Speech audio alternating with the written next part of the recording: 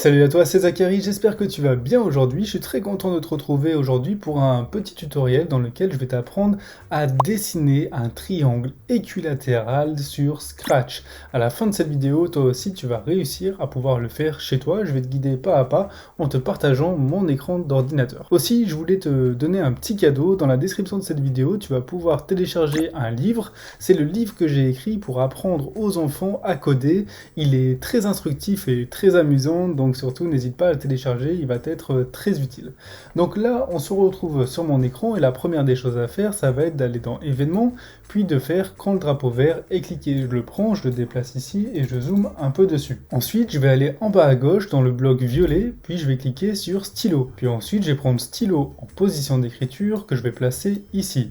Ensuite, je vais me poser la question, qu'est-ce qu'un triangle équilatéral? Si je sais pas, je peux aller me rendre sur Google, taper triangle équilatéral, et là, je vois qu'il me dit qu'un triangle équilatéral, c'est un triangle avec les trois côtés de même longueur.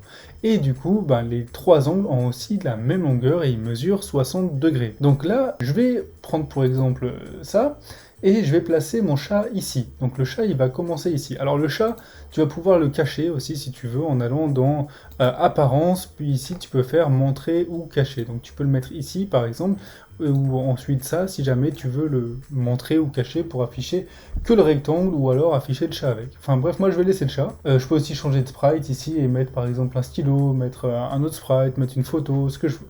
Donc bref, là je vais ici et là je vais avancer de 100 pas par exemple, ok, donc je vais dans mouvement, je vais faire avancer de 10 pas, je modifie 10 par 100, ça va être la taille d'un côté, quoi, du côté, alors je peux faire 200 si je veux que ce soit plus grand, je pense que 100 c'est pas mal, je vais tester tout de suite en appuyant sur le drapeau vert, donc ici j'ai fait cette partie là, donc c'est bien cette partie-là que je suis en train de te montrer avec ma souris. Maintenant, je vais passer par là. Donc là, je vais devoir incliner mon chat dans cette direction. Donc là, il me dit 60 degrés. Alors, il se passe quoi si je marque 60 degrés? Donc déjà, tu vois qu'il y en a deux inclinaisons. Donc tourner ici, c'est de gauche à droite, et ici, c'est de droite à gauche. Moi, je veux tourner de droite à gauche, et ils me disent de 60 degrés. Est-ce que ça va marcher ou pas si je fais ça? Tu vois, si tu as un doute ou tu sais pas comment ça fonctionne, n'hésite pas à tester pour comprendre. Tu vois, et après tu peux l'effacer, tu peux recommencer si jamais ça marche pas. Donc là, j'appuie sur le drapeau et je vois qu'il incline dans cette direction-là. Alors que moi, je veux qu'il incline dans cette direction-là. Parce qu'au fait, une ligne, c'est 180 degrés. Du coup, si je prolonge la ligne noire ici, hop, eh bien, je vais devoir prendre cet angle-là, tu vois, ici. Donc là, j'ai 60 degrés plus quelque chose égale 180 degrés. Tu vois, je vais te le montrer ici.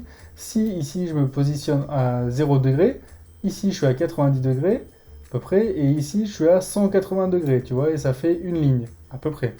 Donc, du coup, ce que je dois faire, c'est tout simplement faire 180 moins 60 degrés. Donc là, je sors ma calculette, je fais 180 moins 60 degrés égale 120 degrés. Du coup, là, c'est 60 degrés ici, et là, c'est 120 degrés ici.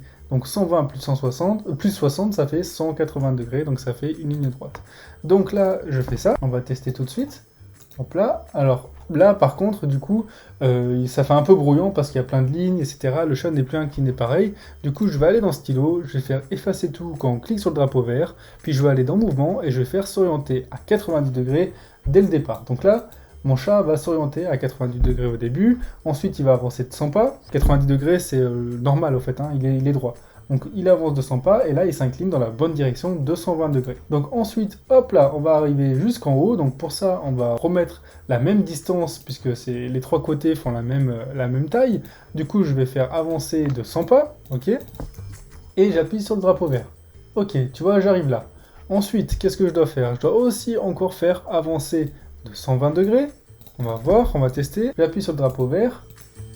Alors là, il est parti bien haut mon chat. Hop là, je peux le placer là. Hop là. Et là, ok, ça fonctionne. Avancer de 100 pas. Très bien, on reteste. Je peux le positionner comme ça. Boum. Et là, on a un super triangle équilatéral.